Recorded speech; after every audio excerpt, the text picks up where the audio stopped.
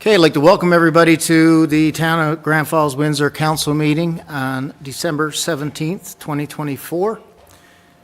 First thing I'll do is call the meeting to order, and we'll look for a resolution to approve the agenda. Councillor Hiscock, seconded by Councillor Noel. Any discussion? Hearing none, all those in favor? Aye. Contrary minded? Resolution passed. We don't have any proclamations this evening, so we will move on to the adoption of the minutes. So, looking for a resolution to adopt the minutes from the meeting of November 19th. So moved. Moved by Deputy Mayor, seconded by Councillor Little. Any discussion? Hearing none, all those in favor? Aye. Contrary minded? Resolution passed.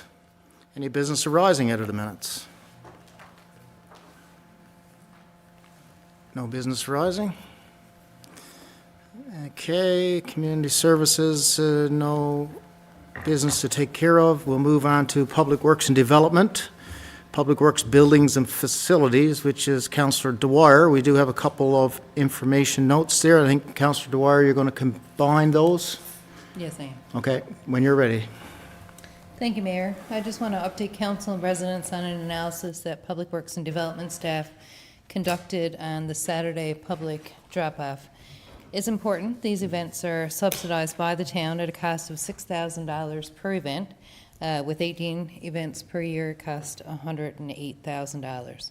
So they looked at the data in 2023 and 2024 in terms of tonnage and vehicles.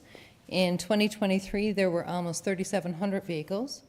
Up to October 2024, there were about 300 less than 2023, but it was anticipated to be close to the 2023 figure by year end. In terms of tonnage, total tonnage increased by 8 tons, and more of it in 2024 was sorted, so a positive shift. In addition to looking at vehicles and tonnage, they looked at which events have historically been most popular in order to determine if the number of events and the frequency should be adjusted. So based on the analysis, the Saturday drop-off schedule for 2025 introduces changes to the frequency of events during the winter months. And while we will be maintaining 18 events throughout the year, the new schedule eliminates an event immediately following the spring cleanup. And in previous years, the Saturday drop-off events were held once a month during the winter. For 2025, the schedule shifts to a 3-week rotation from January to March to provide a more consistent service for residents when it's used the most. So the 3-week rotation during the winter months ensures residents have more regular opportunities to dispose of waste during the colder months, improving our service consistency.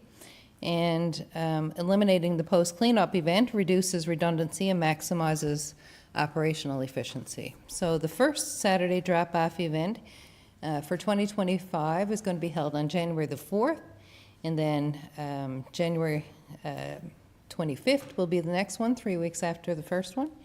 And so we're happy to say that we will be maintaining the 18 events. It's a very valuable service program that we provide, and it's valued by our residents, and we'll continue to provide that service. Thank you, Councillor Dwyer. Okay, we will move on to Planning and Development. We've got several resolutions to deal with. We'll do those, of course, one at a time. And Councillor Hiscock, being the lead for that, you can take it away with the first resolution when you're ready, sir. Thank you, Mayor. I move that council award the engineering design work for the Andrews Crescent water tank in the amount of $72,077.40, HST included, to CBCL Limited. Okay, it's been moved by Councillor Hiscock, seconded by Councillor Cody. Any discussion on the first resolution? Councillor Hiscock. Yeah, just a little bit of clarification. Mr. Mayor, if I may, we had an ROV inspection done on that tank in July, and he found some deficiencies within the standpipe.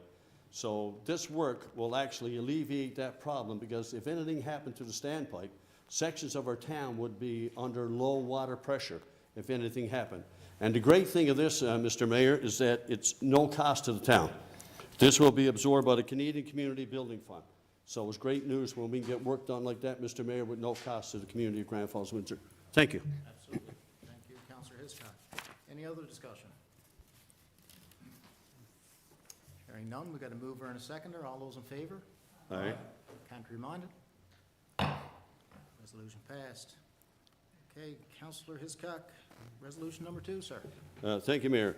I move that council award the engineering design work for the Andrews Crescent Water Systems Control upgrade in the amount of $85,051.70, HST included, to CBCL Limited.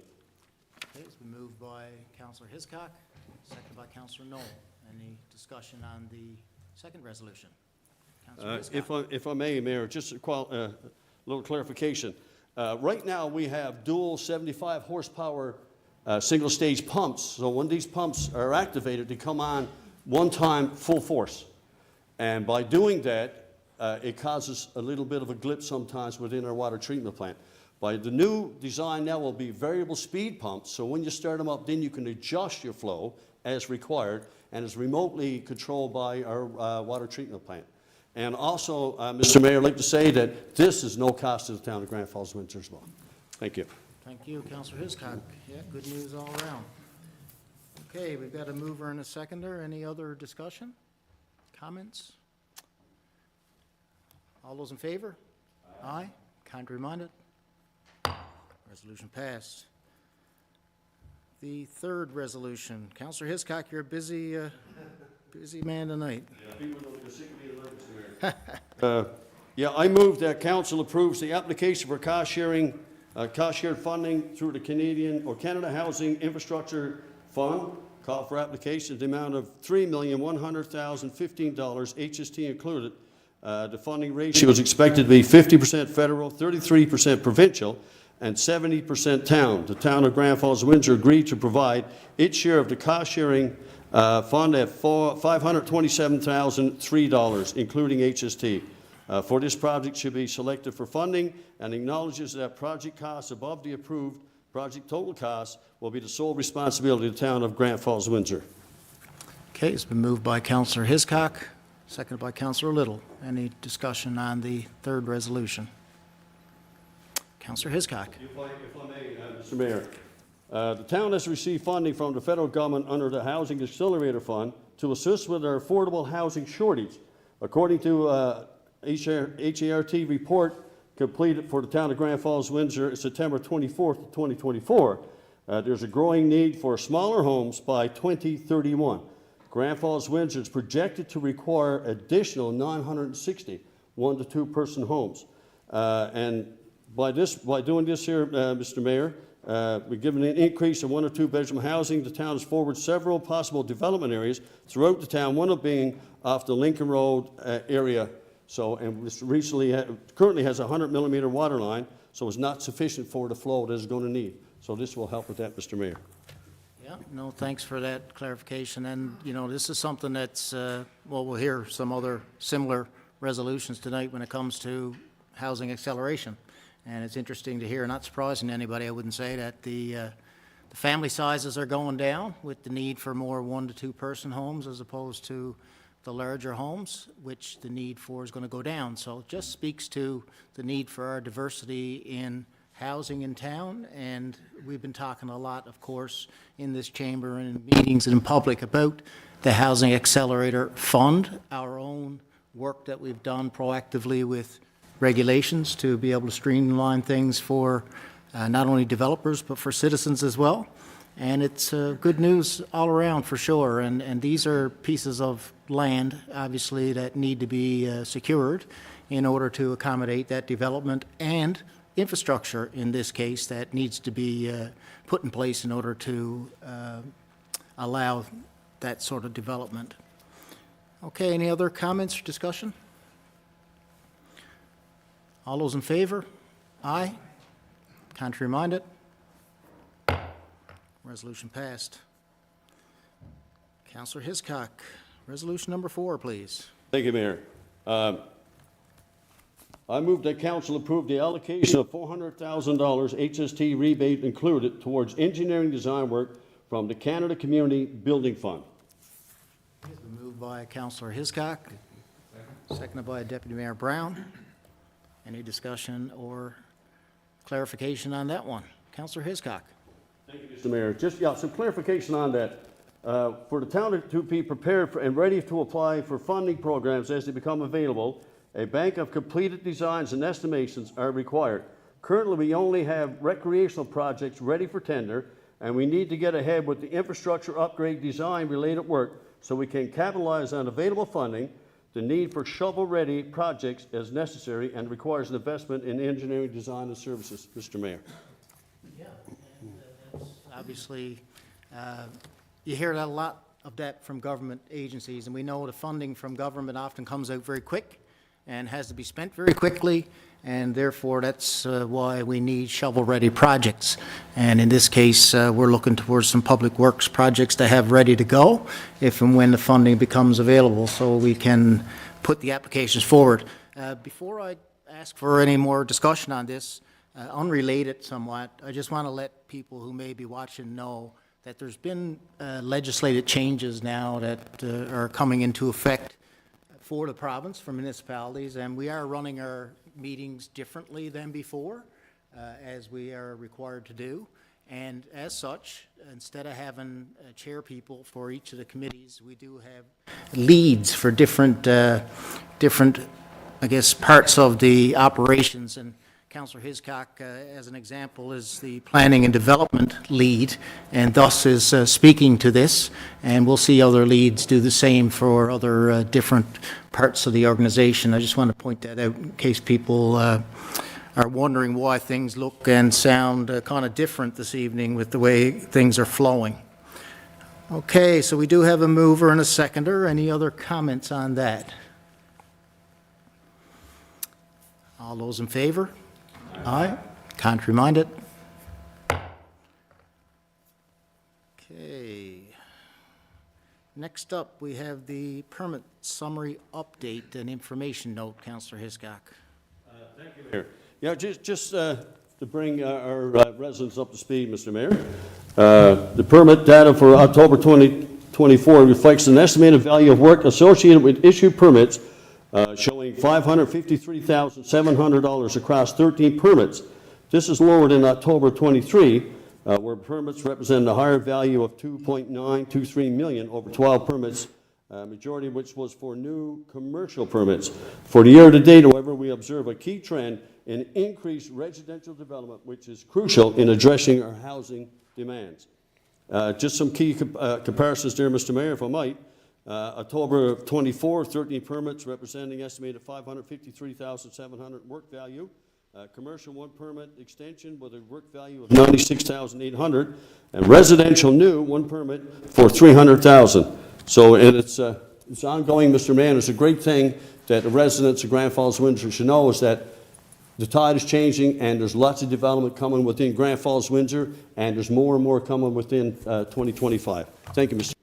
Yeah, for sure, we'll see those permit summaries increase in future years. For one thing, you know, the need for land is so great. There's not a whole lot of land that's been available in Grand Falls-Windsor, and it's, you know, from people on the outside looking in, sometimes you say, well, we're surrounded by all kinds of land, and there's land everywhere, but there are other factors involved, and including the cost of infrastructure, and, you know, being closer to existing infrastructure is obviously less expensive.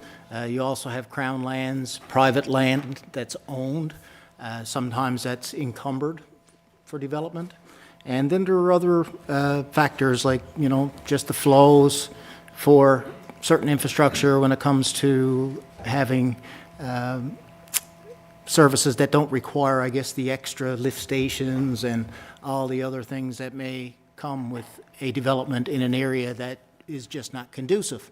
So that's why we've been through the exercise of identifying all these pieces of land, as we've asked staff to do, which all are developable. And that's why we've been going through those and kind of discussing them. And as you can see, some are going to be moving to the Crown Lands process as well, and any time that happens, just for, again, people's understanding, when any time things go for rezoning, we do have legislative process as well, and there's, you know, an opportunity for people to provide feedback, and public meeting also is required in some cases. So just some further information. So thanks for that information. Is there any other comments on that? No comments. We'll move to the next resolution. I'll say number 5, and has to do with 17 Petal Drive. Councilor Hiscock, when you're ready, please. Thank you, Mayor. I move that council recommend not permitting the use of Crown land for residential gardening, as the land has not been rezoned and may be required for the proposed subdivision development. Okay, it's been moved by Councilor Hiscock, seconded by Councilor Knoll. Any comments on that one? If you want to clarify again, Councilor Hiscock. Yes. Thank you, Mr. Mayor. The land has been recently identified to be rezoned residential, but is not yet officially rezoned. The lot is situated near the location of a newly proposed subdivision, which is in the planning stages. The developer of this subdivision may require the same Crown land for the development, or may develop close to this area, and granting this application at this time could create conflicts with future plans. Yep, thank you. I guess the short way of explaining that is that it's not zoned for that activity now, thus council is unable to approve it, even if we wanted to. So zoning changes may be coming, and then we may be entertaining such a request again. Okay, we have a mover and a seconder. Do we have any other discussion on 17 Petal? Hearing none, all those in favor? Aye.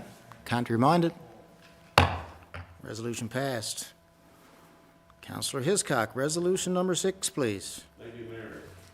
I move that council approve the sale of backland at 28 Hardy Avenue to Halipoo Holdings LP in accordance with the town's land sale policy. Okay, it's been moved by Councilor Hiscock, seconded by Councilor Little. Any discussion or clarification required on that one, Councilor Hiscock? Yep. Thank you, Mr. Mayor.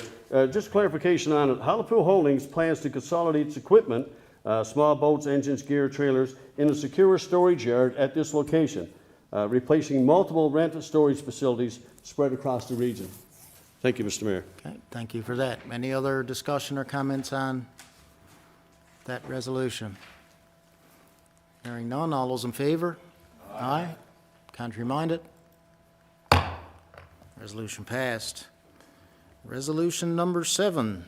Councilor Hiscock, when you're ready, please. Thank you, Mayor. I move that council approve the acquisition of Crown land adjacent to Sunset Drive in the amount of $77,200 plus HST. Okay, it's been moved by Councilor Hiscock, seconded by Councilor Dwyer. Any discussion on the resolution?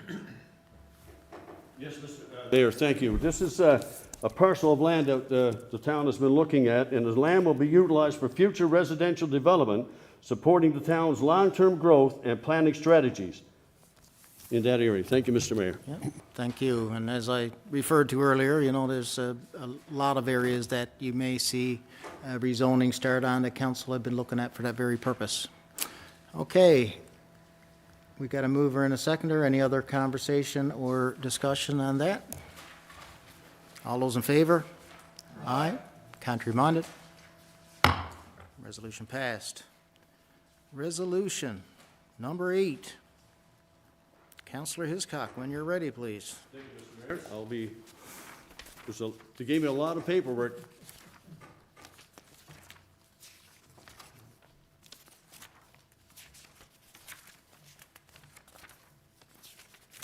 Okay. Here we go. Finally, sir. Okay. I move the council approve, no, hang on, sorry, that's mine number 8, is yours number 7. 9.9 is listed Yeah, it's the on one the in the book, agenda, sorry, right? Mr. Mayor. Yeah. Okay, here we go. I move that council approve the acquisition of Crown land on Main Street West in the amount of $121,800 plus HST. Okay, moved by Councilor Hiscock, Second by Deputy Mayor Brown. Any comments or discussion there? Councillor Hiscock? Yes. Thank you, Mayor. Just basically, it's the higher density residential development area that we're looking at. And like we spoke about earlier, Mr. Mayor, we want to have all of our ducks in a row, so when developers come in to do some work, and they come to the town of Grand Falls, Windsor saying, where can I build or what's available? We have all this work done in advance so that when these developers come in, we're ready to go. Exactly. Yeah. Thank you, Mr. Mayor. And another related thing to that is sometimes there's land already owned by developers that needs to be rezoned, and they come forward with that as well. So you'll see both situations quite often. Okay, we've got a mover and a seconder. Any more discussion on the resolution? Hearing none. All those in favor? Aye. Contrary-minded? Resolution passed. Okay. Resolution number 9. Councillor Hiscock, when you're ready, please. Thank you, Mayor. I got to switch over to the iPad now, so keep your fingers crossed that this don't go might the blow other up. way for me. It may blow up. If I tilt it, sorry. I move that council approve the purchase of 305A Grenfell Heights at the countered offer price of $70,000 as outlined in the agreement of purchase and sale, subject to the town council's final approval. Okay, it's been moved by Councillor Hiscock, seconded by Councillor Little. Any discussion on the resolution? Councillor Hiscock. Yes, Mr. Mayor, that is 2.94 acres of land that we have earmarked on the Grenfell Heights area for future development. There's a piece of property that came available, and I thought the town, or we all thought the council, the town would be prudent to purchase this land to free it up that will ensure that we have some area available for future development. Yes, it's located next to an existing easement, I believe, and opens up access to a fair amount of land that could be used for development, as Councillor Hiscock had said. Okay, any other discussion on that one? Hearing none, all those in favor? Aye. Contrary-minded? Resolution passed. Resolution number 10, Councillor Hiscock. Merry Thank you, Mr. Christmas, Mayor. by the way. People are going to be sick of hearing me if they're not already. I move council under the authority of Section 16 of the Urban and Rural Planning Act 2000 adopt amendment number 12, 2024 to the Town of Grand Falls, Windsor Municipal Plan and adopt the amendment number 17, 2024 to the Grand Falls, Windsor Development Regulations 2022-2032. Okay, it's been moved by Councillor Hiscock. Second by Deputy Mayor Brown. Any discussion or explanation on that resolution? Yes, Councillor Mr. Hiscock. Mayor, that's a parcel of land that we were asked by the residents in that area, if I'm not mistaken, Mr. Chapman, yeah. Residents in that area asked us to rezone that area. And basically, it's municipal plan number 12, 2024, redesigning land for future land use map from natural open space to urban residential and industrial to rural residential, Mr. Mayor.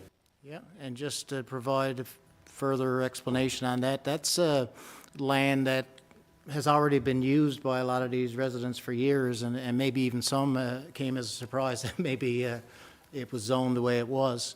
And it's not infringing on any buffer zones when it comes to Rushy Pond, and that area is fairly close to that, but it's not any kind of infringement. So we got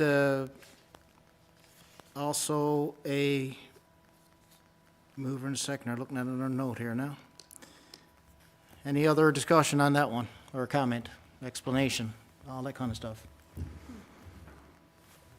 Lovely new format, isn't it? Okay, we got a mover and a seconder. All those in favor? Aye. Contrary-minded? Resolution passed. Resolution number 11. Councillor Hiscock, please. Thank you, Mayor.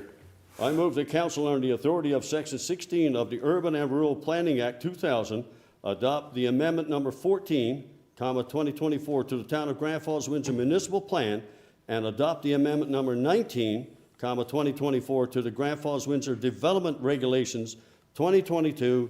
2032. Okay, it's been moved by Counselor Hiscock, seconded by Counselor Dwyer. Any explanation for that one, Counselor Hiscock?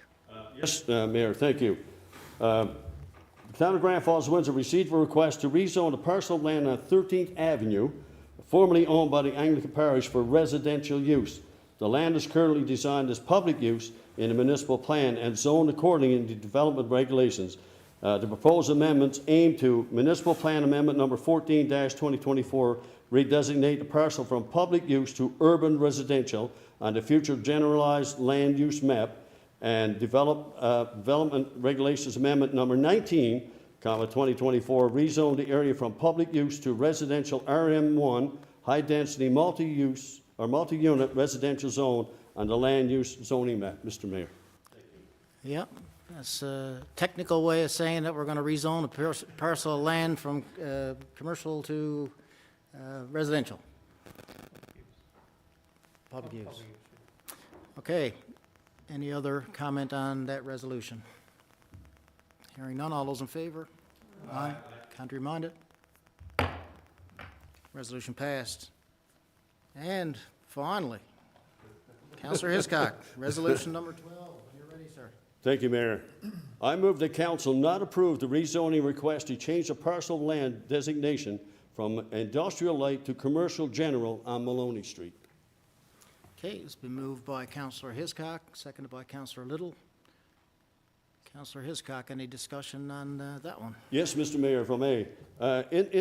Our discussions with that land, we found out that what the developer proposed to do, this area of land wasn't conducive to what his needs were. And through work with Mr. Chapman and his department, the developer found a more suitable piece of land, I'm happy to say, Mr. Mayor. Thank you. Works better for them, works better for the town as well. Okay, any other discussion on the last resolution under that particular area? Hearing none, all those in favor? Aye. Aye, contrary-minded? Resolution passed. Okay, we move now into corporate services, and we've got Counselor Cody, who's the lead for that. We've got several resolutions to deal with, including some budgetary items, which is the big item for this evening. But first, there's some other ones to deal with. Resolution number 1. Counselor Cody, when you're ready, please. Thank you, Mayor. I propose council approve the purchase of a cross-country ski trail groomer from Equipment Track Incorporated in the amount of $268,841.56 plus HST. Okay, it's been moved by Counselor Cody, seconded by Counselor Knoll. Any explanation you'd like to provide on that one, Counselor Cody? Yes, so the existing snow groomer has outlived its useful life. It's been used now by the Exploits Nordic Ski Club for the past 12 years. We're unable to source parts for it any longer. The estimated life of the machine, or the age of the machine, is about 25 years, we're assuming, just based on information that we've been able to gather. So it's been difficult to maintain that, and we know how important that is to the operations of the ski trail. So the financial implications to the town are as follows. So the project is funded by ACOA and the province of Newfoundland and Labrador and the Exploits Nordic Ski Club. The town share is 15.6%.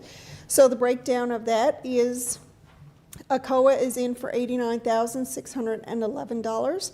The province of Newfoundland and Labrador, $67,209.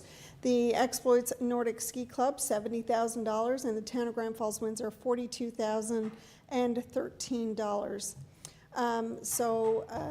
Again, I move that the award go to Equipment Track Incorporated. The total amount again, $268,841.56 plus HST. Okay, thank you, Counselor Cody. Any other discussion or comment on that resolution? Hearing none, all those in favor? Aye. Contrary-minded? Resolution passed. Okay, we do have a couple of reports to table information-wise, labor report and disbursement report. Counselor Cody, when you're ready, please. Thank you. So the labor report prepared up to November 27th, 2024. Labor costs as of week 47 were presented to council for their information.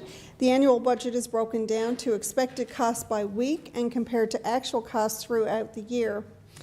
The budget implications as of week 47, total labor costs are $3,533,550, which is 5.5% under budget, which amounts to savings of $207,145. Our seasonal employees were laid off after week 44 and are now called in on an as-needed basis.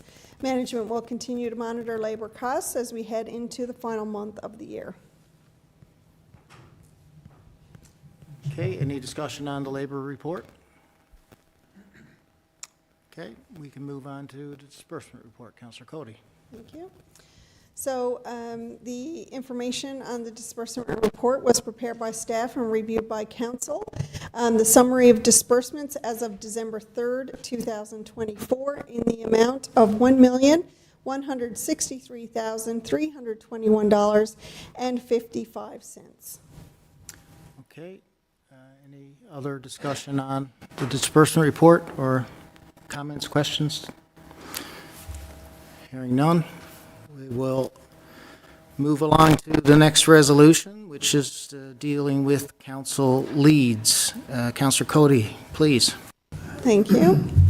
So this one is dealing with the approval of updated councillor lead appointments, which is in accordance with the new Towns and Local Service Districts Act, and the way we conduct our meetings. So council is now required to provide an updated list of the councillor lead appointments and alternates for 2024, and effective immediately in 2024.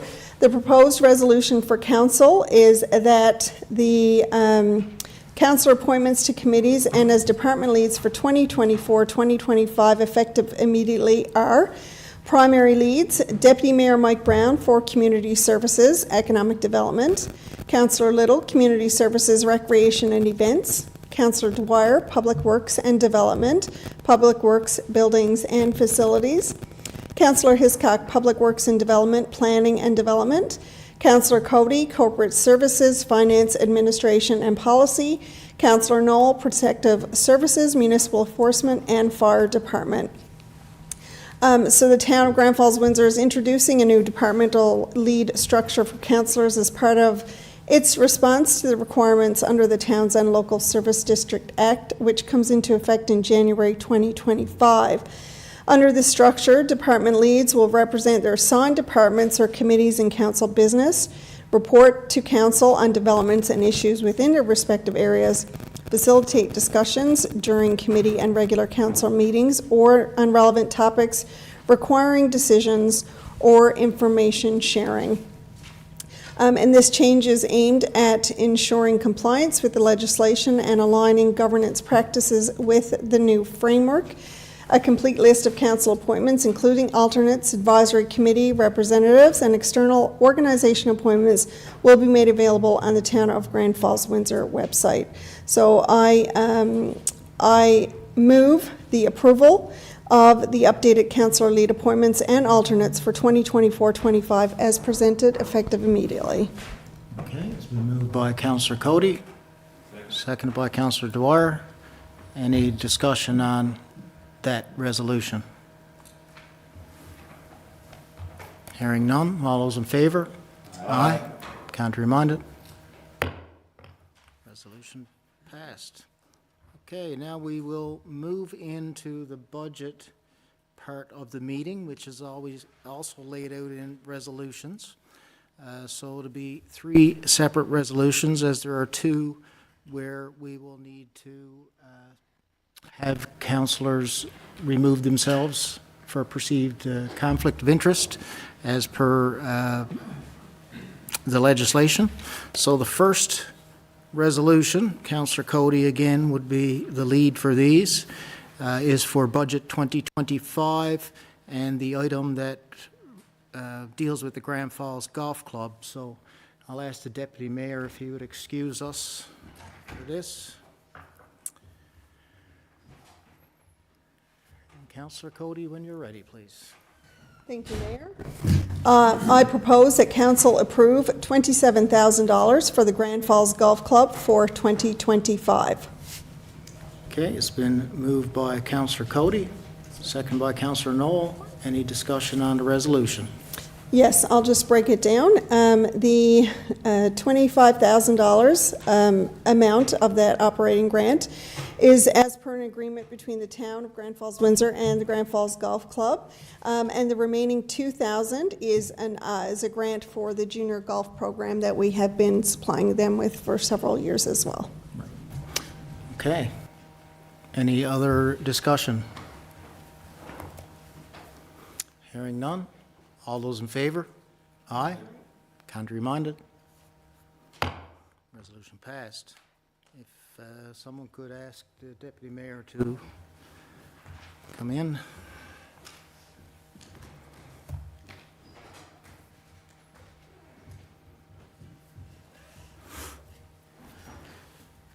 And I will remove myself for the next item of business. Pass this along to the Deputy Mayor.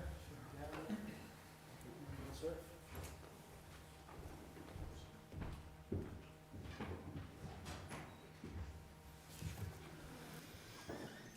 Okay, let the minute reflect the mayor has left the meeting. For this part, then, Councillor Cody, please. Thank you. I propose that council approve the 2025 operating grant for the Corduroy Brook Enhancement Association in the amount of $80,000.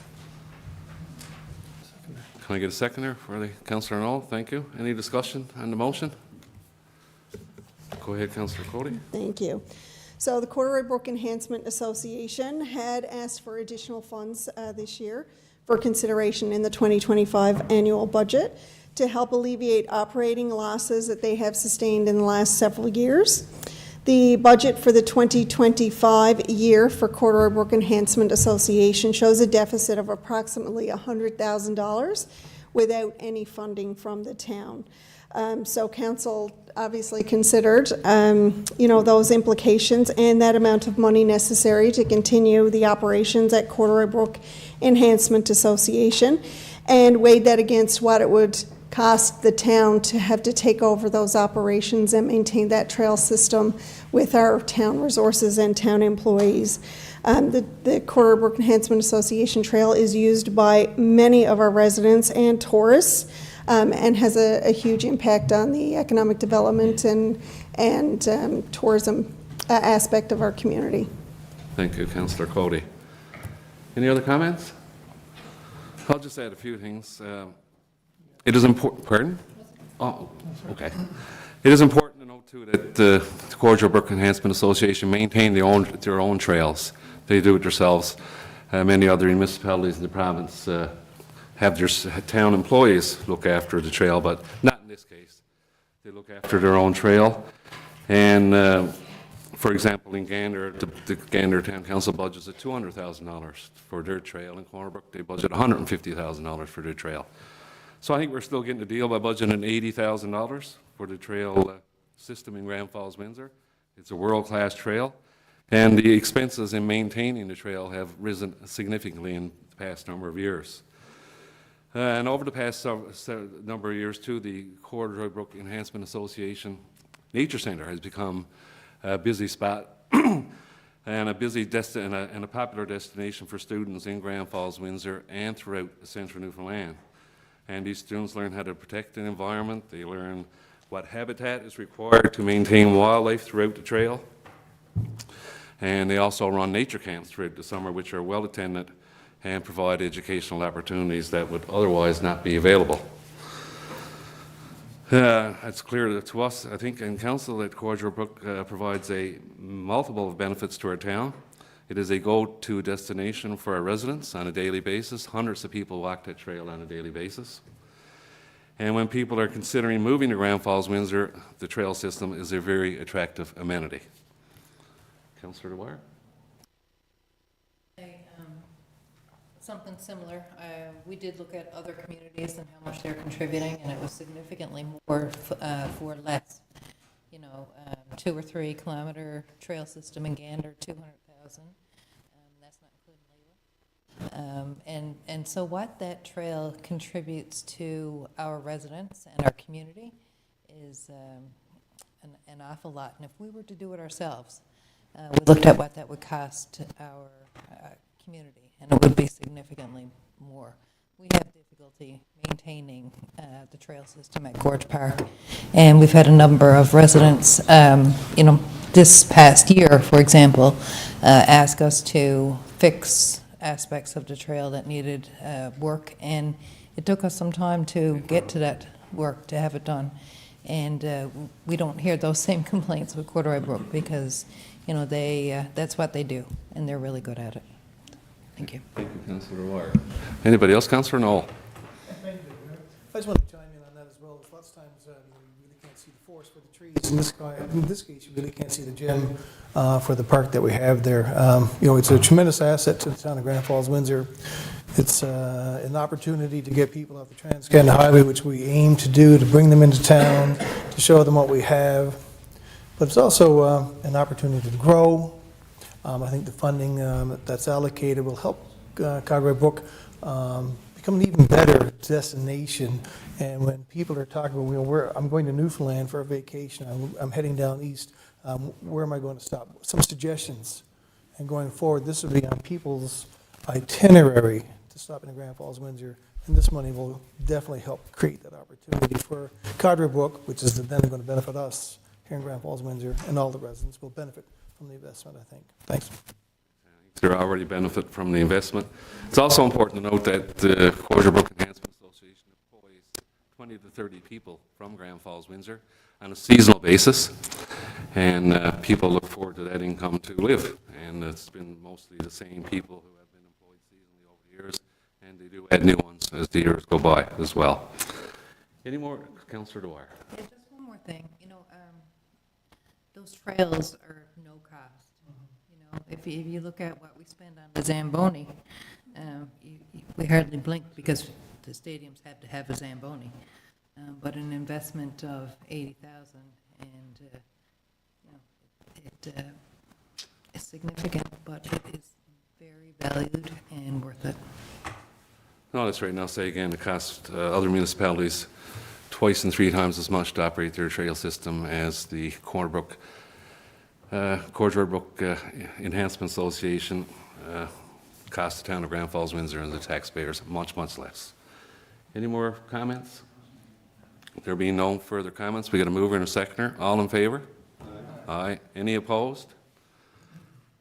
Motion carried. Should I ask the mayor to come back in, please? Cheers.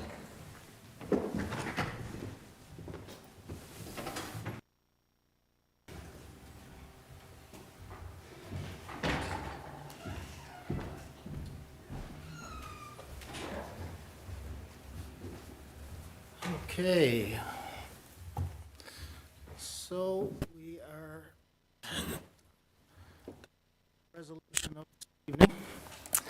Before we get into other business, so this is Budget 2025, and I'll ask Councillor to present that as our esteemed finance representative. Thank you, Mayor. So as a corporate services lead, I present the 2025 municipal operating budget for the town of Grand Falls-Windsor. This year's budget is balanced at $24,241,730.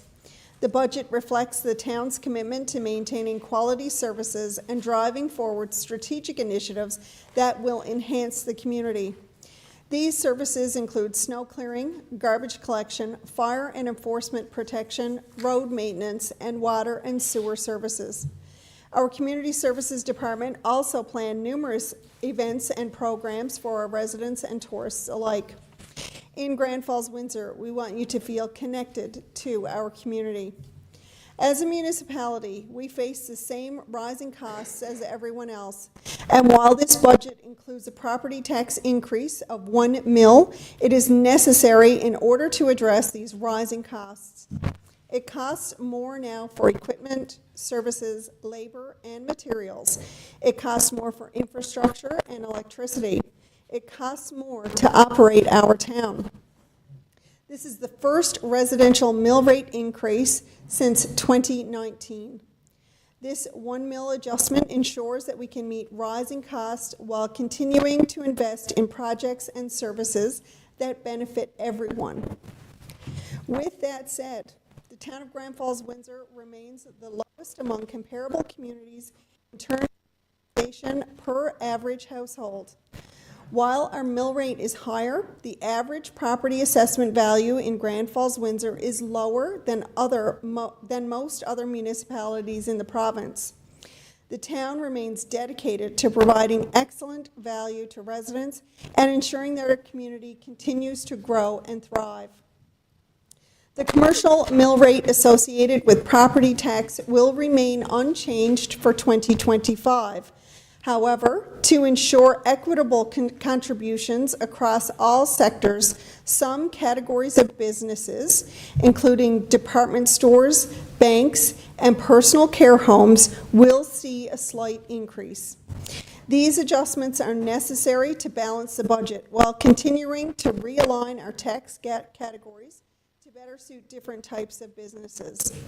All other businesses' tax rates remain the same for 2025, as does the water and sewer fee for all residents and businesses. Council priorities for 2025 include 4 key areas: growth, infrastructure, protective services, and recreation. These investments are designed to improve the quality of life for all residents and position Grand Falls-Windsor for continued success. To address the growing demand for housing and to attract new residents, the town will pursue initiatives aimed at expanding housing options. Under the Housing Accelerator Fund, the town has received $4.6 million in funding and plans to create 198 living units by March 2027. To support this anticipated housing growth, the town has budgeted for an additional building inspector and an additional GIS planning technician from this funding. Additionally, there have been funds earmarked for the option of enabling longer work seasons for seasonal parks and public works employees, so we're better able to respond to the necessary maintenance of the town infrastructure and public spaces. Town staff are frequently in discussions with the leadership of various businesses to bring more commercial growth to the town, and we feel positive that residents will see benefits of those decisions soon and those discussions soon. These discussions, combined with our focus on future housing development and possible expansions in mining and massive opportunity of wind energy beginning, means growth is sure to follow. Under infrastructure, asset management and water infrastructure improvements are high priorities. A new asset management coordinator position is included in this budget, along with advancement and investment in advanced GIS technology to enhance the town's planning and maintenance capabilities. This focus allows the town to more effectively schedule the replacement of town infrastructure. Adding an asset management coordinator position will allow the town to advance the asset management program for compiling value, age, and condition information relative to our town assets and help us make better decisions when setting priorities for replacing and upgrading infrastructure. And it additionally enables the town to remain eligible for funding that comes from the Canada Community Building Fund, formerly known as gas tax. Rising costs of chemicals for water treatment and the inclusion of another employee at the water treatment plant will ensure the continued delivery of safe, clean water. This is a regional service that is paid for on a per capita basis with other communities in the central Newfoundland area. The town of Grand Falls-Windsor has applied for funding from the federal government for an estimated $7 million in capital improvements to our water treatment plant, and we have gotten favorable feedback so far. If approved, this will be a significant and necessary investment in the facility and its equipment. Protective services. The security and safety of our residents remain paramount. A new municipal enforcement officer position is included in this budget to strengthen enforcement efforts, and the firefighter honorarium has been budgeted to increase by approximately $50,000 to support and recognize our dedicated volunteer firefighters. An additional $50,000 has also been allocated for the purpose of undertaking a comprehensive fire services review to enhance long-term planning and operations. Recreation. The budget includes funding for expanded community events and the progression of the community center project. Furthermore, the labor budgeted for our stadiums is increasing by approximately $105,000 to a total of $365,000 to accommodate the longer operating season, and an additional $90,000 has been allocated for the maintenance of parks and trails, ensuring these spaces remain accessible and enjoyable year-round. Revenue for 2025 will total $24.2 million. As always, the majority, which is approximately 90% of this amount, represents taxation. Grand Falls-Windsor continues to grow, as evidenced by the value of permits issued in 2024. There were approximately $9 million in commercial construction value generated and approximately $6 million in residential construction value. As we head towards 2025 with new incentive programs in place for residential development, we hope to exceed these amounts in the coming years. Some businesses will notice a small change in their mill rate this year to ensure equitable contributions across all sectors. Other than this, all other business taxes remain the same for 2025. The 2025 schedule of rates and fees, which includes all rental fees, permit fees, and tax rates, will soon be available on our website at grandfallswindsor.com. Expenditures for the 2025 operating budget are projected to be $24.2 million, a 9% increase over the 2024 budget. 1/3 of these expenses relate to an increased capital out of revenue, which has been lower in recent years to preserve costs. This year, the capital out of revenue has been budgeted at $1,093,418, an increase of $658,677 over 2024. This figure helps keep our capital costs and related borrowing low. Most of the remaining increases come from the Public Works and Development Department, which takes care of most of the services that residents enjoy every day, such as snow clearing, water supply and distribution, sewage collection and disposal, garbage collection and disposal, in addition to maintenance on parks and green spaces.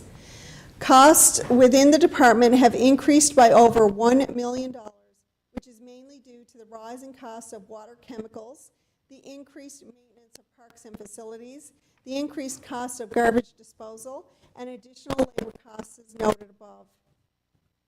Capital expenditures in 2025. The town of Grand Falls-Windsor continues to invest significantly in our infrastructure and equipment, and that will continue in 2025. Our total amount of capital spending projected for 2025 is approximately $14.8 million, with anticipated funding from various government agencies expected to cover approximately $9.6 million of that total. The total investment is expected to grow in our 5-year plan as we continue to plan for significant projects such as a community center and Gorge Park Phase 2 development. Work planned for 2025 includes continued investment in our equipment replacement strategy, which started in 2019. The plan regularly requires changes as we evaluate equipment that is scheduled to be replaced. On the list for 2025 is a loader, a lawnmower, and a backhoe. Resurfacing of the basketball court at Shannon Didit Centennial Park, investment into existing stadiums, an ice plant upgrade in both the Joe Byrne Memorial Stadium and Windsor Stadium, and a dehumidification unit in the Windsor Stadium. Smaller equipment such as an ice edger, floor scrubber, and new speed signs, attachments for existing equipment such as a new wiggle wagon, which is a tow-behind spreader for a trackless municipal tractor for sidewalk, snow and ice control, a dump for a flyer truck, and a trailer for our new mower. We've had initial discussions with the government regarding funding for a community center and continue to progress on starting this project. This will be a transformative project for Grand Falls-Windsor and for central Newfoundland. Several water and sewer infrastructure projects, in addition to the 2025 street paving program, ATV trails and enhancements around the Exploits Nordic Ski Club, including a new groomer, snowmaking equipment for the sliding hill, and other upgrades. Mr. Mayor and Council and residents of Grand Falls-Windsor, I present to you the 2025 municipal operating budget. We've taken great strides to minimize the impacts on our residents and to ensure our operations remain effective and comprehensive. It's about balance. We have created a budget that ensures we remain fiscally responsible while building a brighter future for Grand Falls-Windsor. Grand Falls-Windsor has always been a community that prioritizes quality of life. This budget allows us to make meaningful investments in areas that matter most to our residents while ensuring the town remains fiscally sustainable. Together, we're building a stronger, more vibrant future. I move that Council adopt the 2025 municipal operating budget and related 2025 schedule of rates and fees. Thank you, Mayor. Okay, it's been moved by Councillor Cody, seconded by Councillor Dwyer.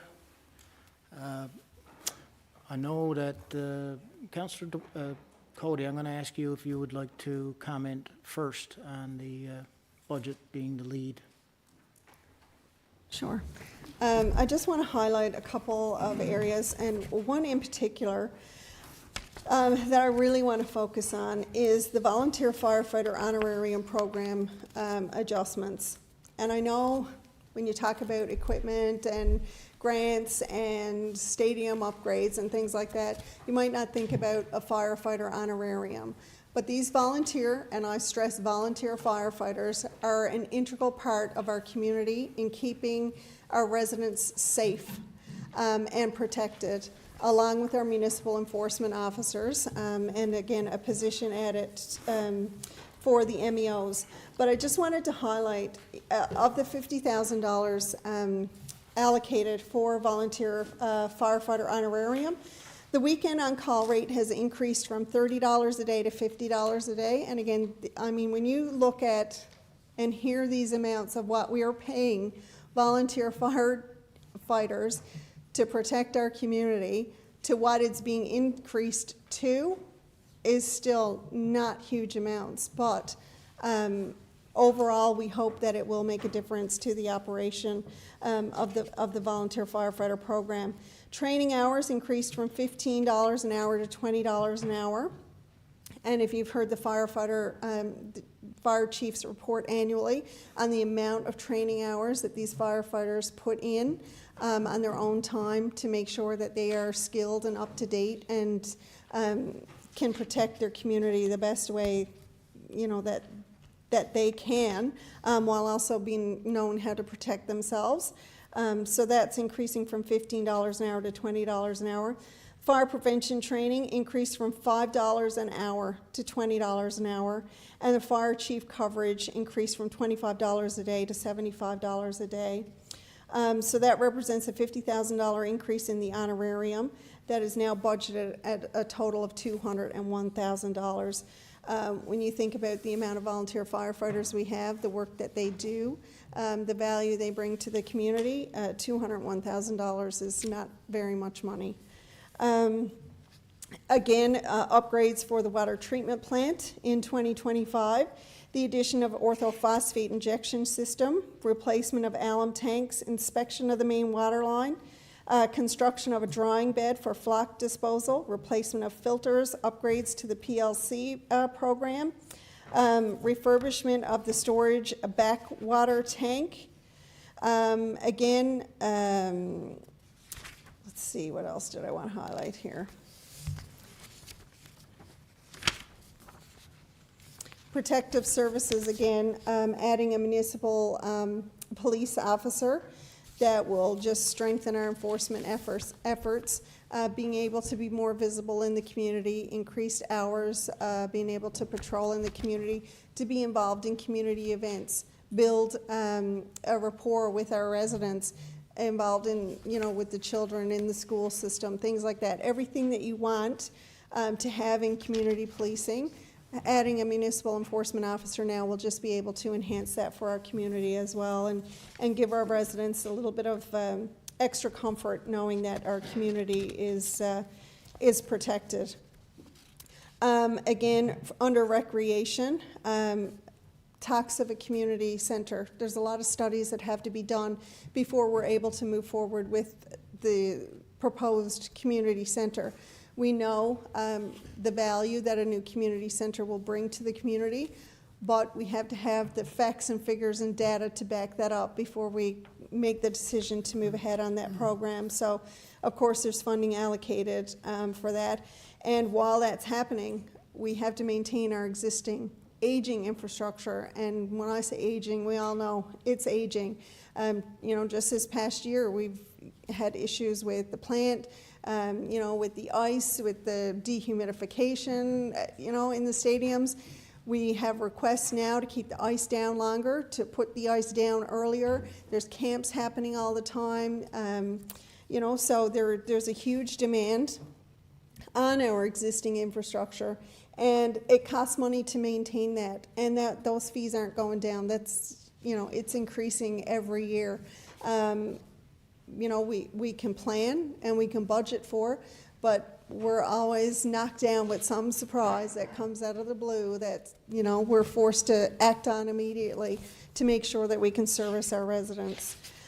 So that's just a couple of things that I want to highlight. I know the rest of council will certainly have lots of comments, and I can certainly stand again at the end and provide any additional clarification, but just wanted to just highlight some of those areas there before we move on. Thank you, Councillor Cody. Any other comments? Deputy Mayor Brown. Thank you, Mayor. Just a few comments. Councillor Cody did cover most of them. But the $4.6 million with the goal of creating 198 living units by 2027 in Grand Falls-Windsor is certainly a priority. We're at the point now where it's very difficult to find a place to live in Grand Falls-Windsor, and certainly this $4.6 million will help alleviate that issue. Councillor Cody mentioned the new municipal enforcement officer. That will give an added presence on the streets of Grand Falls-Windsor, in particular in the evenings. And I think we need to continue to lobby the Minister of Justice with respect to the authority of municipal enforcement officers, and giving them extra authority throughout our municipalities should be our priority for us too as well, Mr. Mayor. $1.9 million committed to upgrade our aging equipment like the loader and the backhoe, Councillor Cody mentioned, among other items. And certainly the budgeting of $3.6 million for street paving and upgrades to our water, storm and sanitary sewer systems is certainly badly needed. We could almost spend 10 times that much to upgrade what needs to be upgraded, but we'll pick away at it as the money becomes available, and keep continuing to upgrade, especially our storm and sanitary sewer systems. Thank you, Mayor. I will be voting in favor of the budget this evening. Thank you. Mayor Brown. But just we'll go in order here, I think, now that we're started. Councillor Dwyer, if you're ready, and then Councillor Little. Thank you, Mayor. Councillor Cody said that it's about balance. We've created a budget that ensures we remain fiscally responsible while building a brighter future in Grand Falls-Windsor. And I believe that to be the case. As we look ahead to 2025, there's a lot to be excited about, from housing initiatives to infrastructure improvements, talk of recreation facilities, and growing economic opportunities. We're building a brighter future together. So this budget reflects our dedication to ensuring Grand Falls-Windsor continues to grow and thrive and be a place where we're all proud to call home. $24.2 million, a balanced budget demonstrates sound financial stewardship while ensuring vital services, capital projects move forward. And, you know, as Councillor Cody said, the town of Grand Falls-Windsor is not immune to increased costs, just like businesses and households, and you and I are feeling the effects of inflation. The town does also. So we're managing significant increases in prices. Nelson can talk about our boom truck, which he wanted. Last year, estimated to be 200,000. What was the cost of it this year? It was over $500,000. Close to 700,000. Yeah. And so obviously we didn't forge ahead with that. But, you know, and just an example of the increasing costs that we have to endure. And just like Councillor Cody spoke about you know, sometimes we have issues with our stadiums and that sort of thing, and the costs are so significant, you know, and we have not been able to budget for. So it is clear that our dollar doesn't stretch as far as it once did. So the property tax increase, again, the first one since 2019, is implemented to address these rising costs responsibly.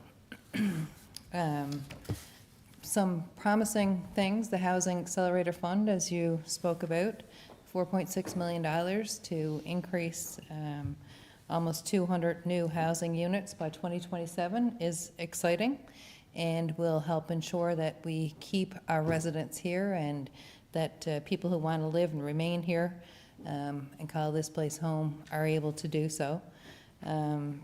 Partnerships with industries like mining shows our increased efforts in ensuring that we're a hub for innovation, but also, you know, partnerships in healthcare as well.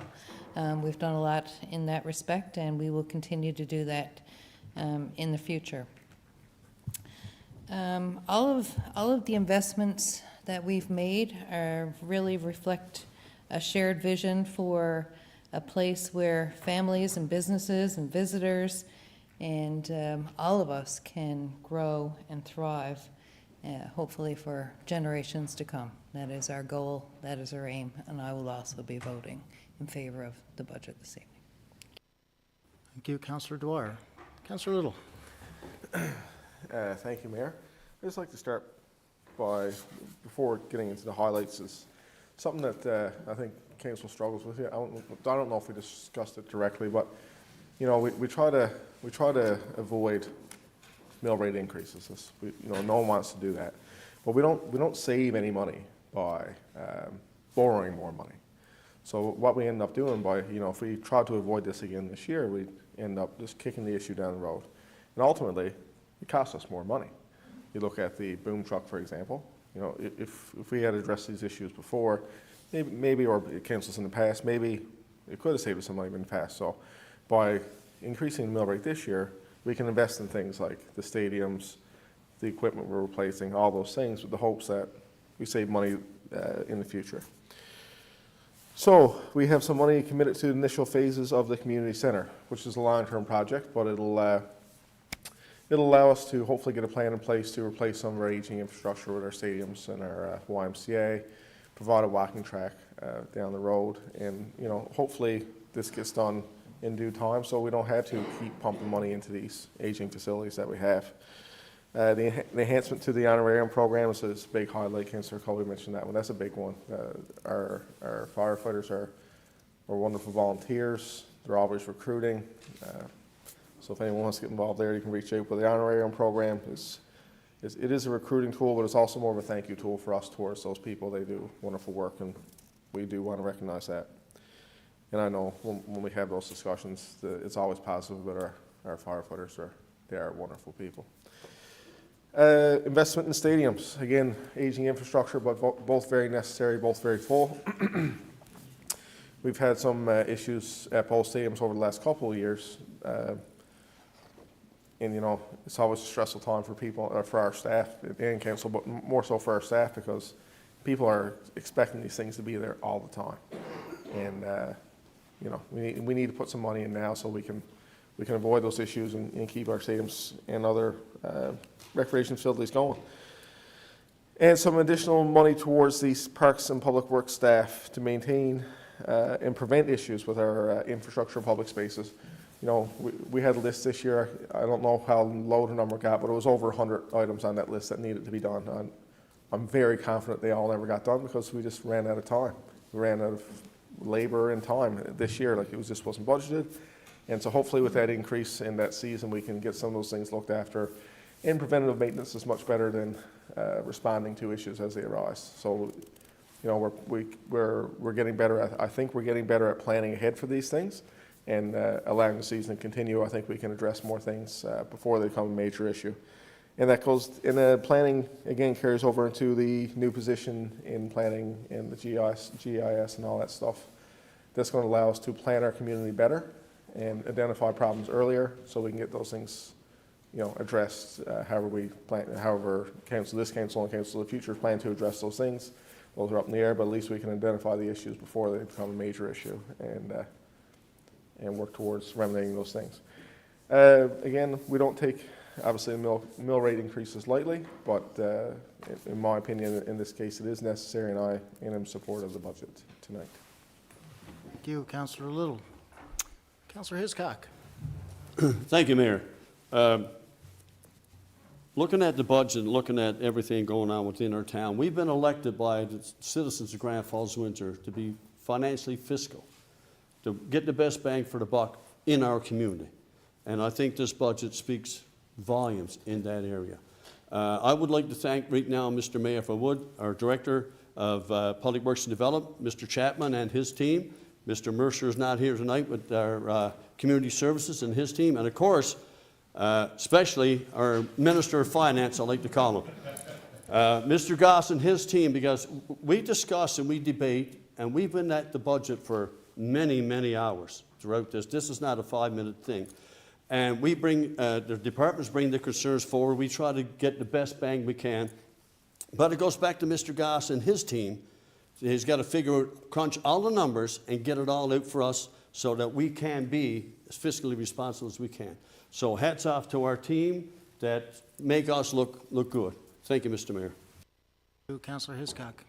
Councillor Knoll. Thank you, Mr. Mayor. Most everything's been iterated already, but again, I just want to reiterate a few things that I've found. You know, since becoming part of this council, I had no idea it was so busy, and we're getting busier. I mean, people talk about the town employees, the town staff being out and about, and I tell people, man, they don't stop from sun up to sundown, from spring until fall. But we notice that our springs and falls have been longer, the duration between them too. So hiring on new staff to facilitate the needs, requirements, and maintenance that goes within a growing town such as Grand Falls-Windsor is definitely something that we need within our budget discussions for 2025. The GIS position, we talked about this today, we live in the information society. The more we know, the better the decisions we're going to make. So hiring a GIS position, putting all our infrastructure in place, aging it, we'll make better decisions on what to replace, when to replace it. If we can have preemptive fixes and repairs before we have disasters, because a disaster is always going to cost us much, much more money. So preventive maintenance and a disaster relief, such as a GIS, I think is a tremendous opportunity for Grand Falls-Windsor to save money going forward.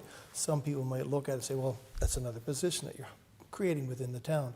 But I personally think that it's a position that's well needed. It's going to save us money down on the road. I was flabbergasted to see how little some of our firefighting and protective services members receive for their training.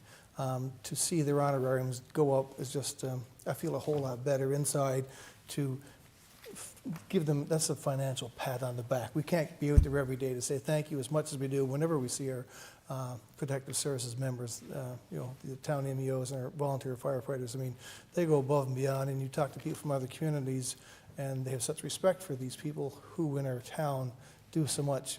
Like I said, I was amazed at how little, you know, over the years, there's been just so little increases, and maybe they're just, you know, not coming forward, or, you know, I don't know how to put it in words on their behalf, but for myself, I just want to say thank you for all we did. So an honorarium increase is well justified going forward.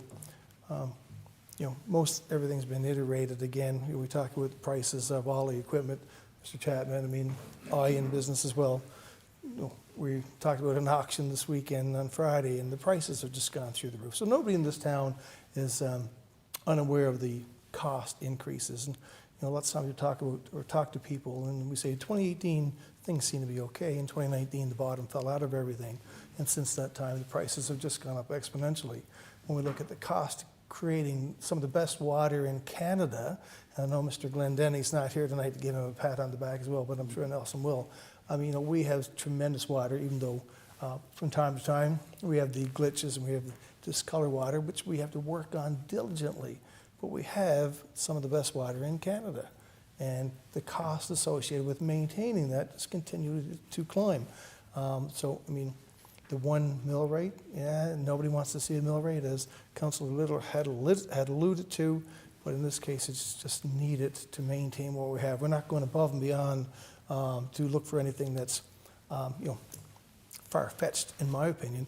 This is stuff that we've got to have. So I, too, will be supporting the budget. Thanks, Mayor. Thank you, Councillor Knoll. I guess that leaves me for some comments, and as Councillor Cody said, she may have some closing remarks as the mover of the budget, if she so chooses. Just made a few notes as we're going through. A lot of things already said. I really like what Councillor Little had to say, particularly about the costs. And, you know, it's easy to say, oh, well, we're not going to raise taxes even though we need to. And maybe there's an election coming up or something. And if we don't, we had to borrow that money. And borrowing that money, long-term implications are relevant. They're very relevant. And as Councillor Little said, there can be a case made very easily that by doing this as opposed to borrowing, we're actually saving money in the long term for the town. So I thought that was a great point. And, you know, I'll just add on to everybody else with regards to the firefighters. You know, our firefighters are heroes in our town. We know it. We acknowledge them as much as we possibly can. They are volunteers. And no matter what they get in honorarium, it's pittance compared to the effort they put in, the professionalism, the skill. And we've said it many times before, we put our fire department up against any professional department and be confident that they are as good, and in some cases better. So increase there is, in my eyes, easy to justify. You know, Councillor Dwyer said, and it was included in the budget, it's the first tax increase in Grand Falls-Windsor in the mill rate in 5 years. And, you know, sooner or later, I guess, they have to come. But it is important to repeat that when you look at the comparable communities to Grand Falls-Windsor, Gander, Corner Brook, you know, CBS, Mount Pearl, those, the average taxpayer in Grand Falls-Windsor pays less than those other communities, even with a higher mill rate, because of the property values.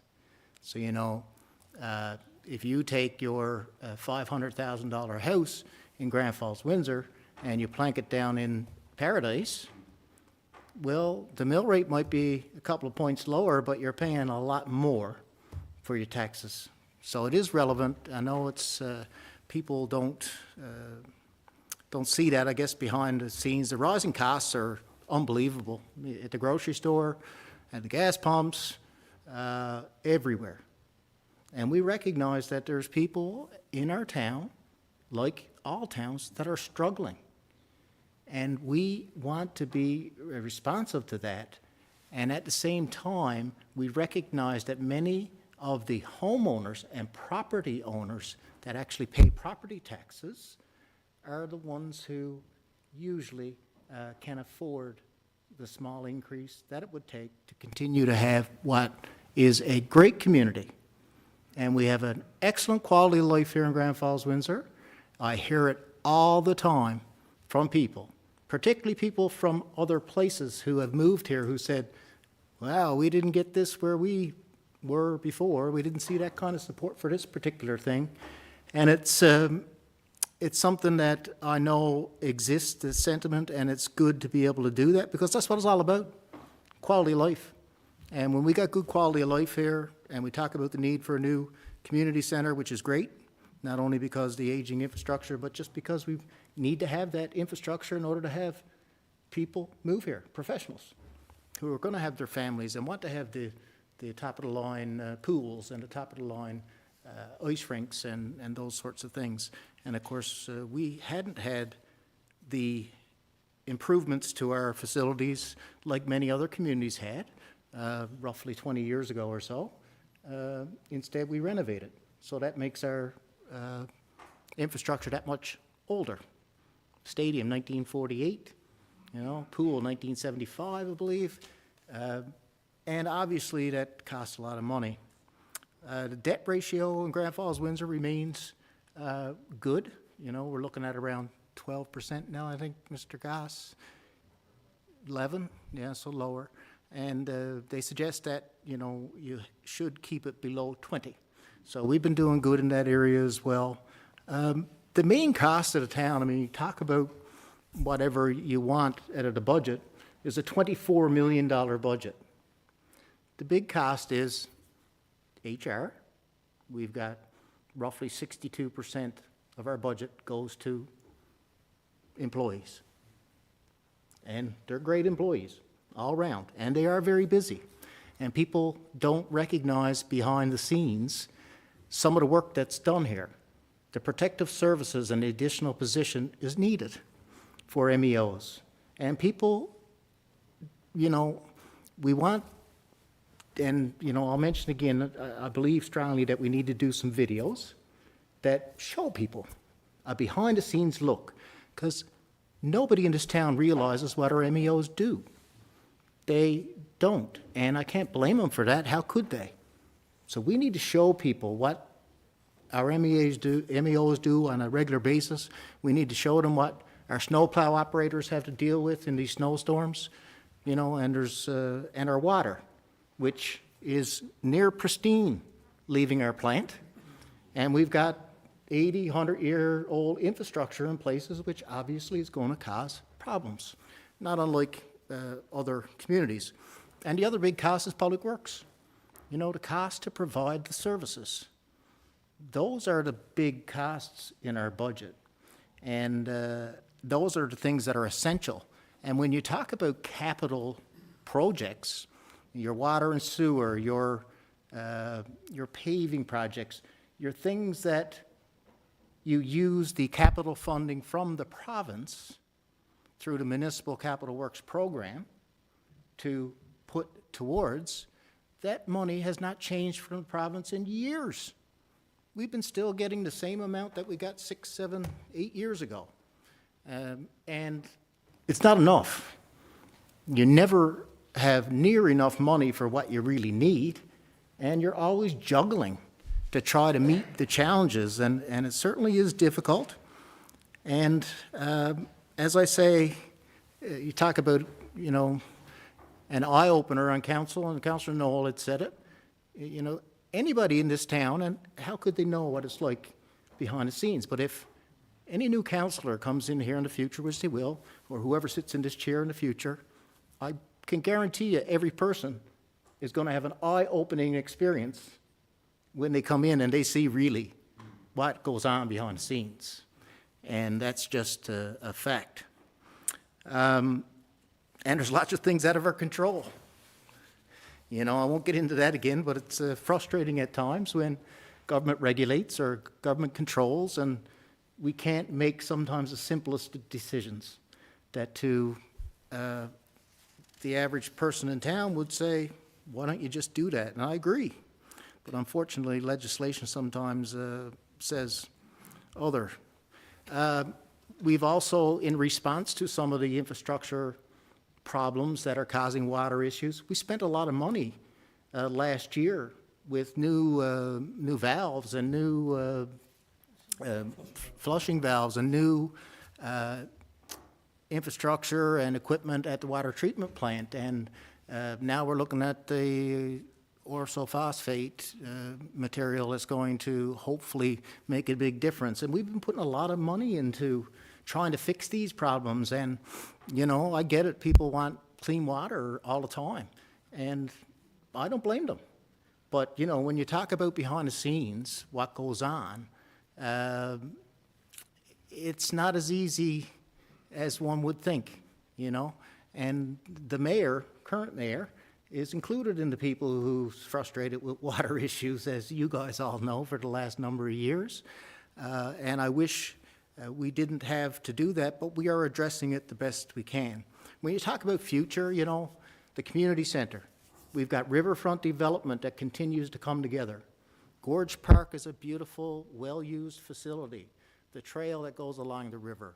We've got the beautiful Salmonoid Interpretation Center, a world-class facility that is looking to make upgrades, improvements to make it even better. We want to put a suspension bridge across our river to attract visitors. We have zip lining, we have water rafting, there's hunting, fishing opportunities. It's a wealth of opportunity for tourism, and connected to that is the recent, of course, finally, us getting access to the road on the Abitibi property, which will allow this town sometime in the near future to connect Scott Avenue and Tulip Drive, which would allow traffic to come off either east or west, Scott Avenue or Tulip Drive, and come right to all that the downtown riverfront has to offer.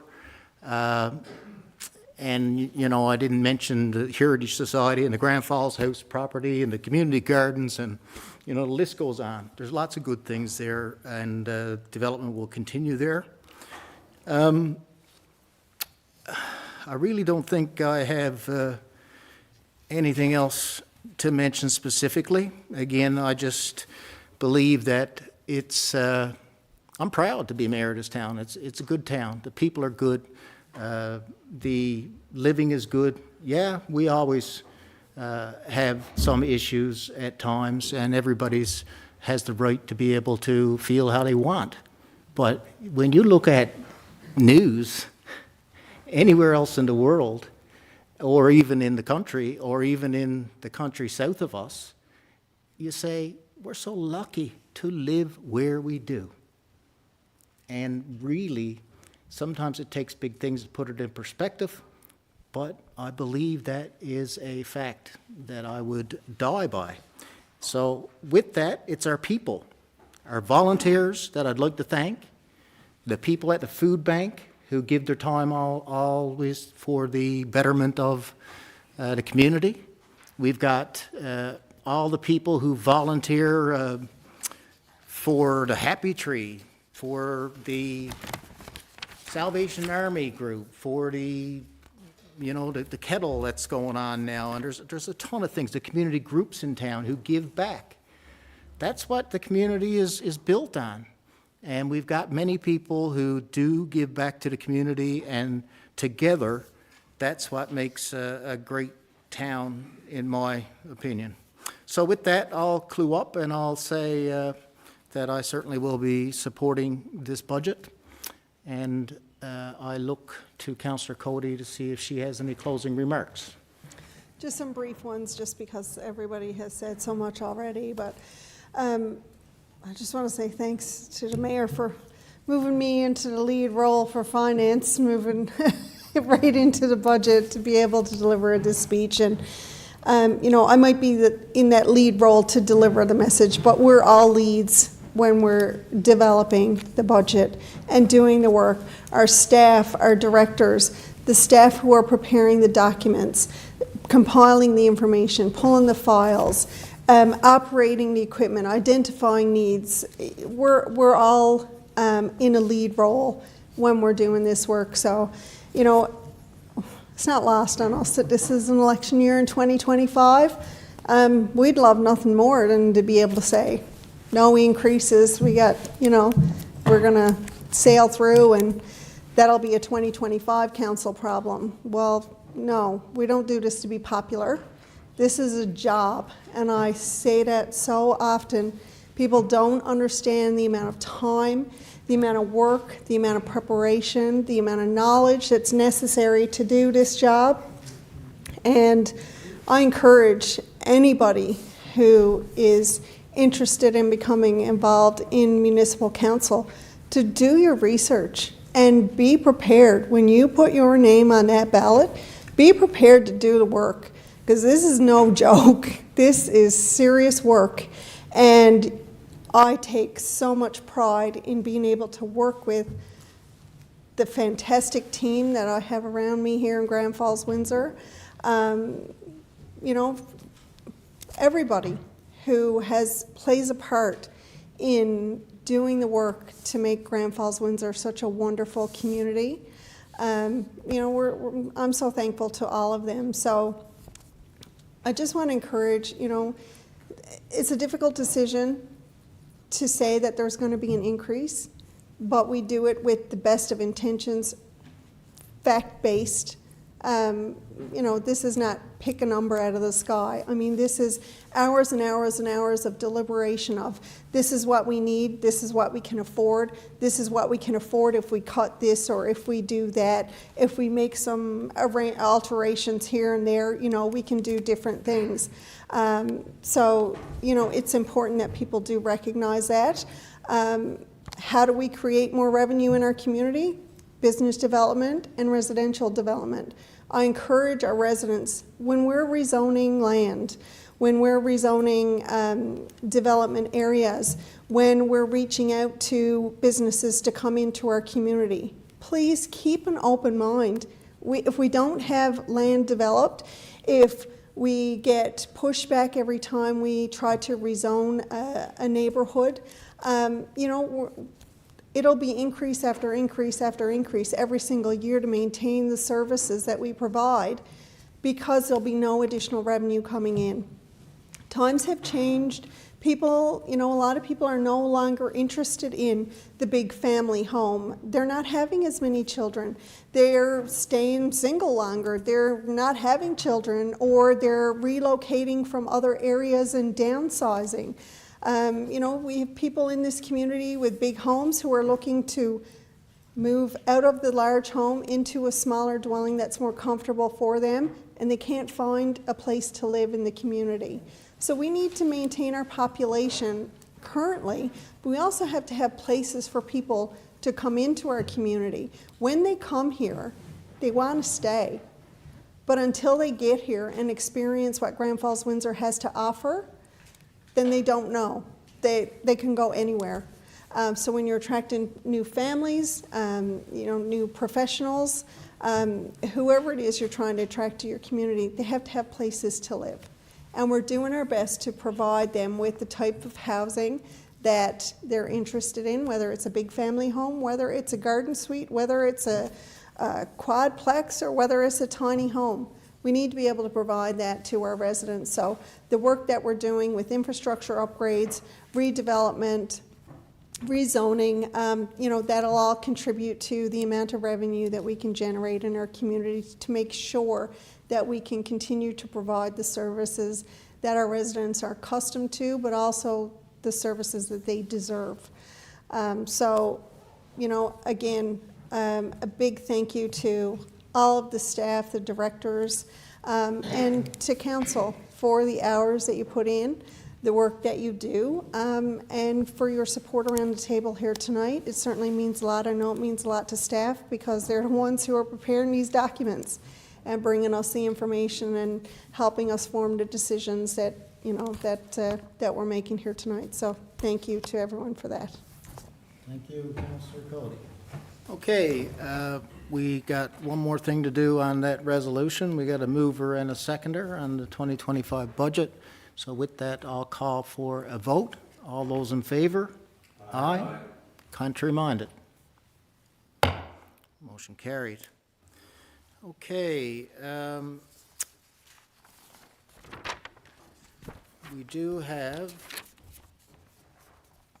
some other business, I guess, is on the agenda before adjournment, and I think given that we've been here longer tonight and, you know, the main focus is the budget, that we'll do a once around. I'm sure everybody wants to say greetings to the community given the time of year.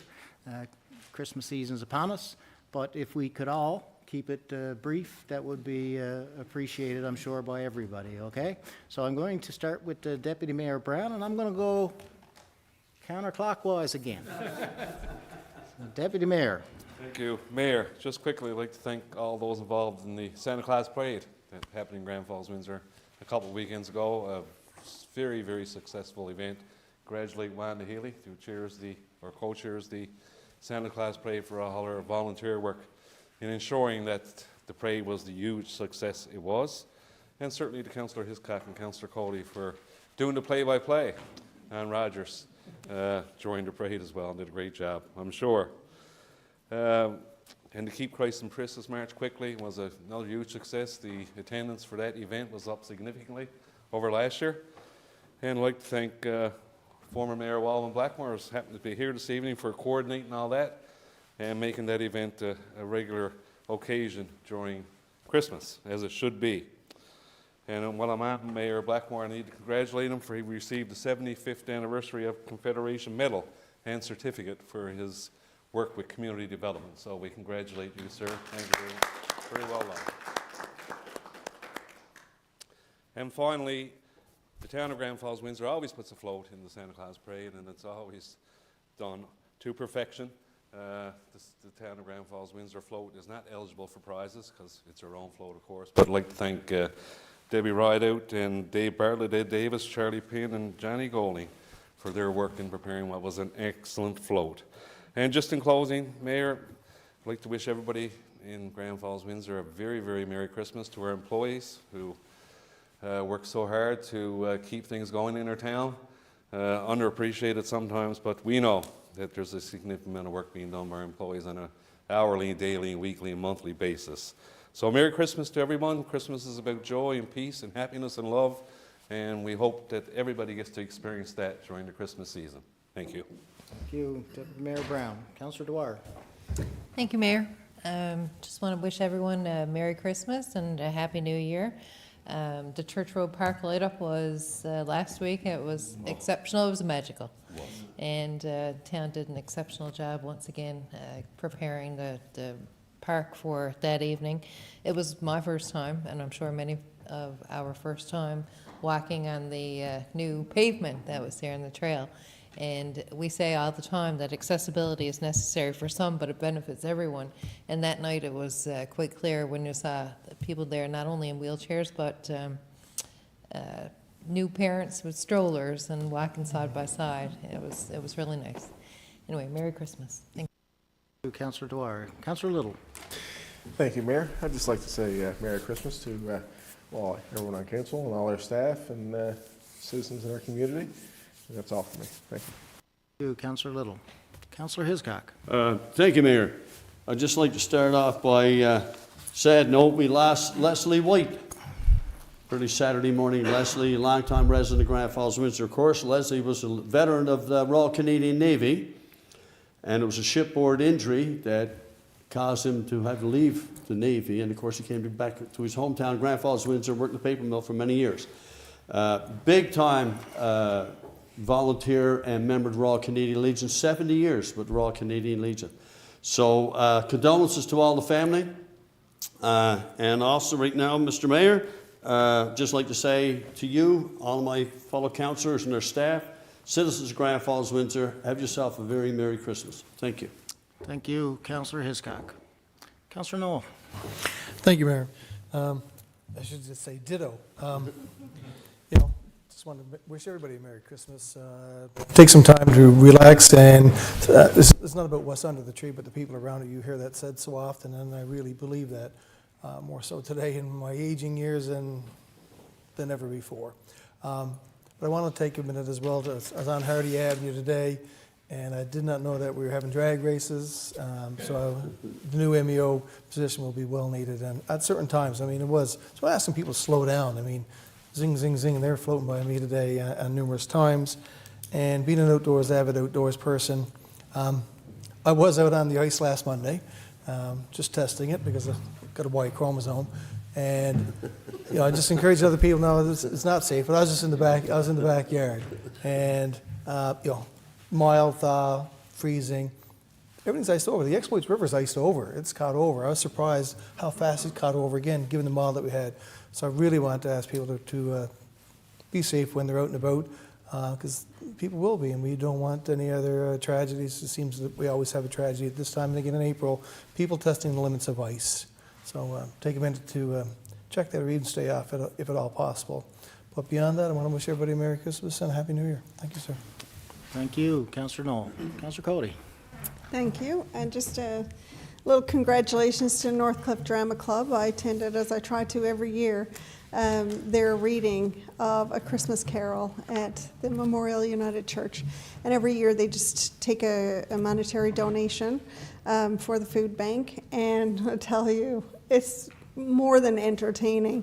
There's no theatrics or anything like that. They're just stood at their microphones and they're reading A Christmas Carol.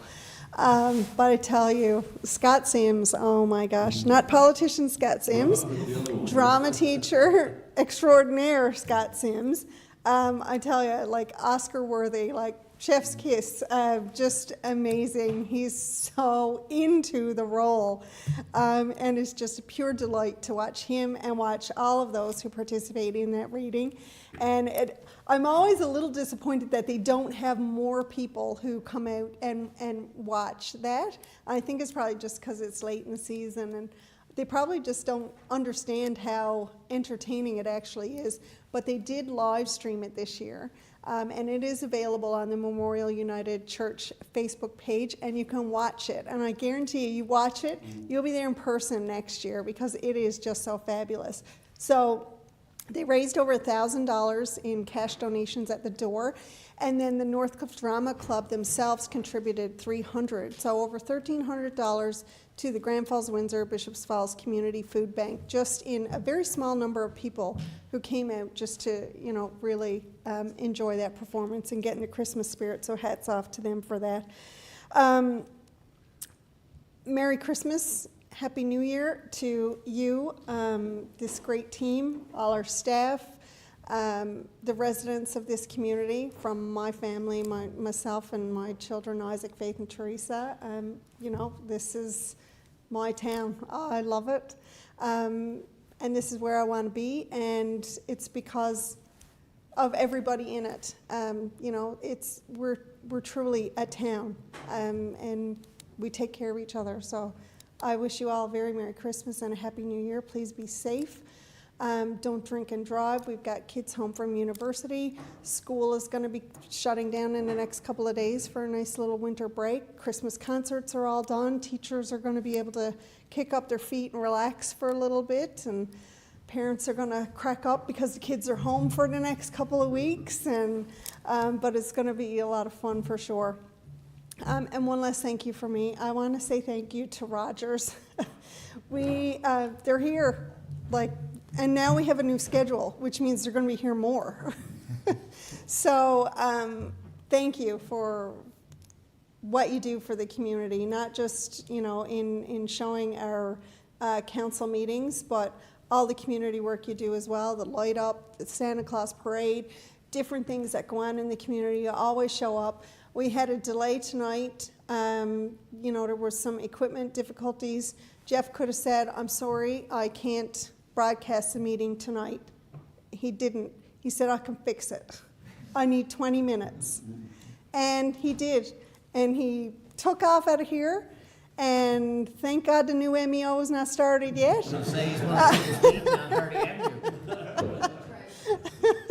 But no, he safely and obeyed traffic laws back to Roger's office and picked up the equipment that he needed, came back here, hooked it up, and had us live for the residents, because this is an important meeting for the residents tonight. And it's important that they have an outlet. No other media here tonight. Rogers is here always. So thank you, Jeff. Thank you to your volunteers and your staff for always showing up. We appreciate it, and we wish you Merry Christmas. Thank you. Thank you. Speaking of media, I got a story for everybody, but I'm going to keep that one for 2025. Yeah, Jeff, one of the people that was drag racing, guaranteed. But thanks to Rogers, obviously, Amy had said it well, and Jeff and company, a lot of volunteers as well. And to our buddy Rick Terry, who we don't see here as often now, not because of his doing, but he has been a great volunteer, and I want to make sure that we say Merry Christmas to Rick as well. And Merry Christmas to all my council colleagues, to all the staff, you know, our directors, our management staff, all our outside and inside workers, and everybody within the organization. I wish you a very Merry Christmas and a safe Christmas. Make sure that if you are in a position to help or give, that you do that. And you know, stay safe and make sure you're not drinking and driving. And lastly, on a personal note, I wanted to also send condolences to Mr. White, Les White, who was a fantastic man, delight to talk to, and certainly lived a good life. And I know I saw Tom Pinsent there, I think, recently, and he told me a story about Les since he's passed, and I don't think Les would mind me sharing. But when he got into the Navy, I believe he was in, you required grade 8 at the time. You know, Les was 93, 94, I guess, 90, okay, he's in 90. So you required grade 8. Les had grade 7. Him and a lot of his buddies had given up on that, and so Buddy told him he needed grade 7, and he went to his school and he asked for a letter to say that, and they gave him a letter saying that he got grade 7. So he went home and he got a pen and he marked it 7, he turned it into a 9, and he brought his letter to the recruitment office, and Buddy said, be on the bus next morning. So there you go, and they got a good man there. And also, on a personal note, Scott James, I wished Scott a happy 90th earlier this year in May, and Scott passed away last week, sadly, after a long illness. So condolences to his wife Lee and his sons, Paul and Brian, and to all the family. And Scott was a great contributor to this community, particularly through the Rotary Club. And he was a mechanical engineer in the mill, a very brilliant man. And of course, he was also a dedicated part of the Corduroy Brook Association and really drove that project forward for many, many years. So I wanted to mention that tonight on a sad note. But with that, I will call for a motion to adjourn. I hope everybody has a great Christmas, and again, stay safe. Councillor Dwyer, don't all jump to one time. I think 3 people put their hands up. Councillor Dwyer, and seconded by Councillor Little. Any discussion? Hearing none, all those in favor? Aye. Counter-minded? Merry Christmas. We'll see you in 2025.